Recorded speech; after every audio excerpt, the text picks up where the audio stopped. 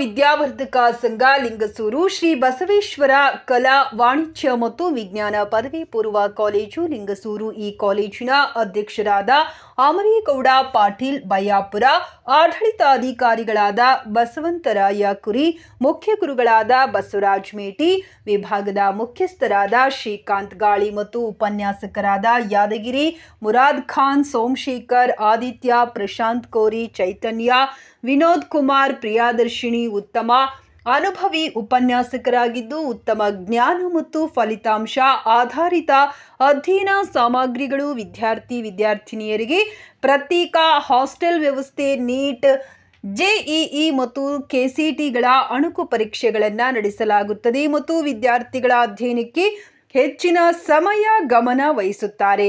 2025-26ನೇ ಸಾಲಿನ ಪ್ರವೇಶ ಪ್ರಾರಂಭವಾಗಿದೆ. ವರದಿಗಾರರು ಬಿ. ಚಂದ್ರಕಾಂತ್ ಅಂಗಡಿ, ಕಿಷ್ಕಿಂಧ ನ್ಯೂಸ್, ಲಿಂಗಸೂರು.